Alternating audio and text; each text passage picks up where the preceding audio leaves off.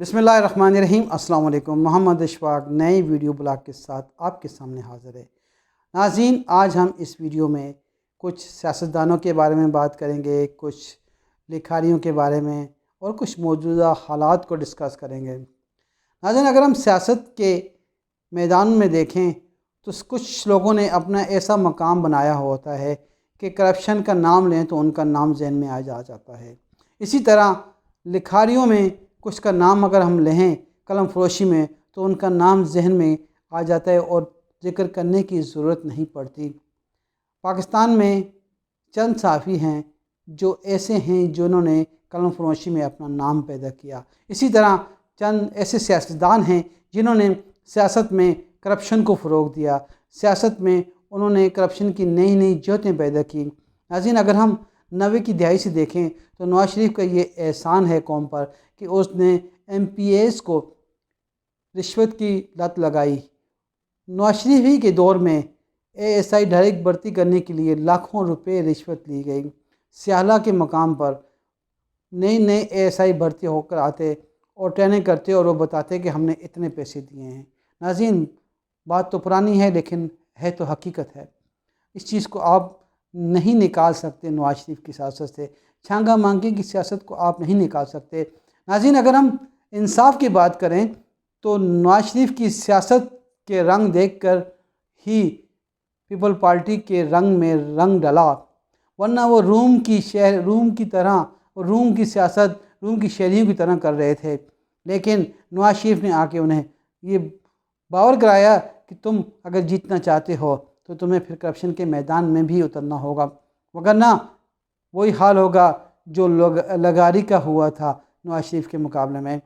تو نواز شریف کا یہ احسان ہے، آپ مانیں یا نہ مانیں۔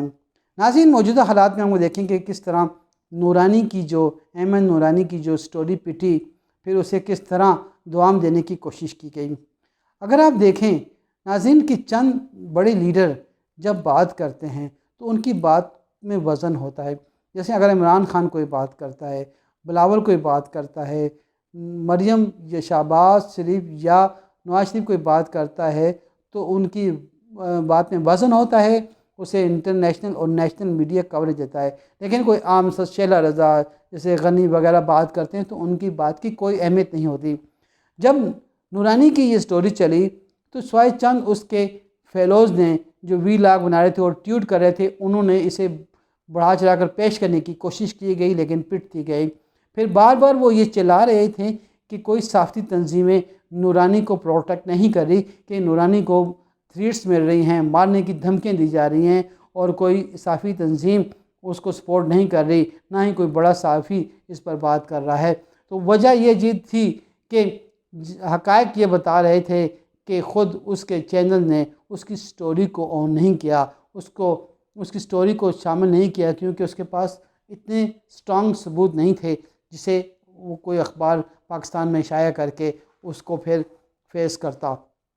ناظرین، لیکن پھر انہوں نے کیا کیا کہ مریم نواز شریف جب اسلام آباد ہائی کورٹ میں اپنی پیشی پر آتی ہیں تو پھر اس سے پلانٹڈ سوال کیا جاتا ہے، کیونکہ اس کا سوال نہیں بنتا تھا۔ وہ پیشی پہ اس کو کورٹ کے بارے میں، اس کے کیس کے بارے میں بات کی جاتی ہے، لیکن پلانٹڈ سوال تھا کہ بھئی یہ سوال آپ نے پوچھنا ہے، میں اس کا جواب دوں گی۔ تو پھر انہوں نے وہ جواب دیا کہ عاصم باجوہ صاحب کو اپنے وضاحت کرنی چاہیے، اپنی رسیدیں دینی چاہیے، جبکہ ان کا اپنا ٹریک ریکارڈ کیا تھا۔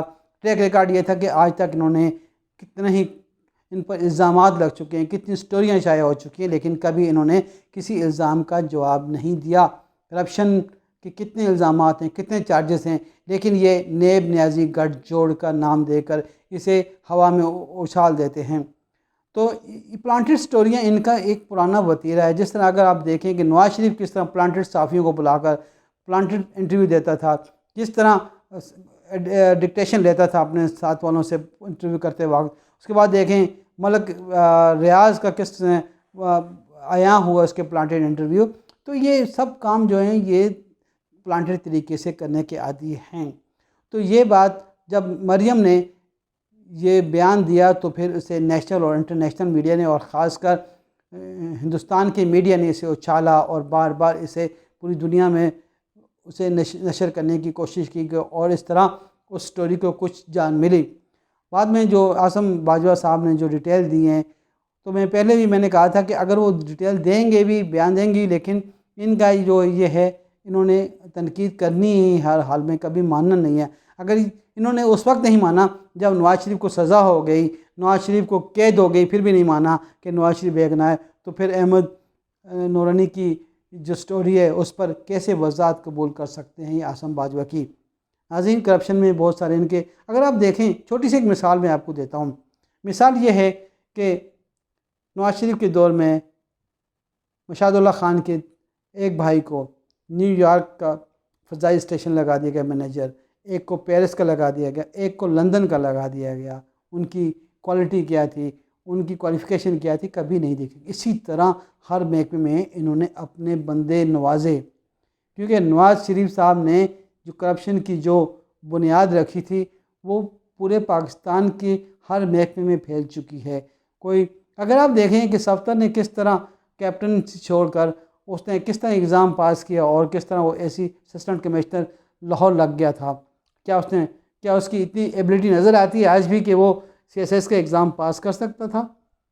تو یہ چیزیں ناظرین، بہت ساری چیزیں ہیں جو وقت کے ساتھ ساتھ ہمیں پتہ لگتی جائیں گی۔ ملک ریاض صاحب کو دیکھیں آپ، کیا ملک ریاض نے کبھی کرپشن نہیں کی تھی؟ اگر نہیں کی تھی تو پھر کیوں اس کے داماد نے 950 ارب روپے کی منی لانڈرنگ قبول کی ہے؟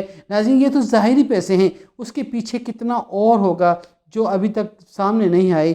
تو 950 ارب کی یہ جو کہانی چلی جو اس نے قبول کیا، اب اس کا کیا کیا جا رہا ہے کہ بحریہ ٹاؤن کے لوگوں پر وہ بوجھ ڈالا جا رہا ہے۔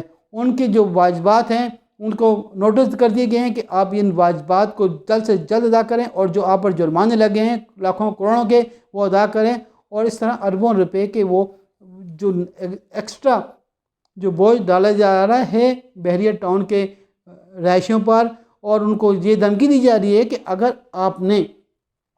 آپ نے یہ چیزیں نہ کی فی الفور تو آپ کی الاٹمنٹ کینسل کر دی جائے گی۔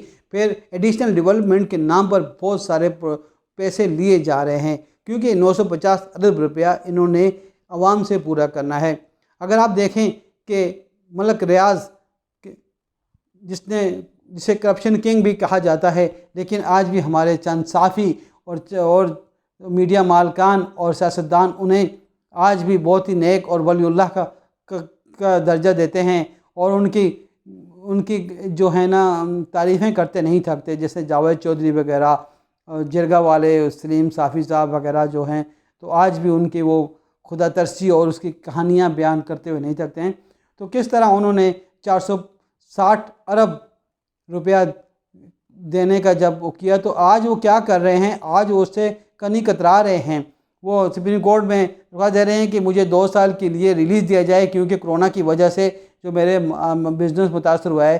جبکہ دوسری طرف مسلم لیگ اور دوسری پارٹیاں کہہ رہی ہیں کہ کرونا نے تو کوئی نقصان ہی نہیں پہنچایا۔ جب نقصان نہیں پہنچایا تو پھر کس طرح ملک ریاض صاحب جو دعویٰ کر رہے ہیں کہ مجھے 2 سال کی رعایت دی جائے؟ ناظرین، یہ وہ لوگ ہیں جنہوں نے پاکستان کی معیشت کو دیمک کی طرح کھایا، پاکستان کو تباہ و برباد کیا، اور آج یہ دوبارہ اس کوشش میں لگے ہیں کہ کسی طرح ان کے جو کیس ہیں ان کو سیاسی نام دے کر ان سے جان چھڑائی جائے، اور دوبارہ اقتدار کے ایوانوں میں بیٹھ کر مزید دولتوں کے انبار لگا کر یہ اپنے آنے والی نسلوں تک کو شاداب کر دیں۔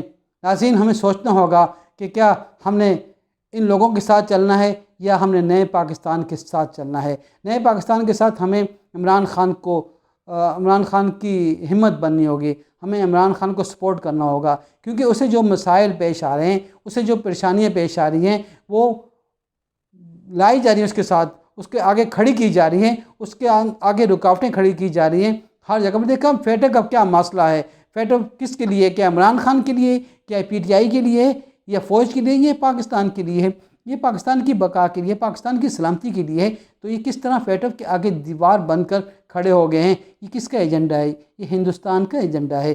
یہ ہندوستان کی خواہش ہے کہ پاکستان کو گرے لسٹ سے بلیک لسٹ میں شامل کر دیا جائے۔ ناظرین، یہ آپ کے دوست نہیں، آپ کے دشمن ہیں۔ آپ پلیز ہمیشہ سوچیں تو پہلے پاکستان کو سوچیں، اس کے بعد کسی پارٹی کا سوچیں۔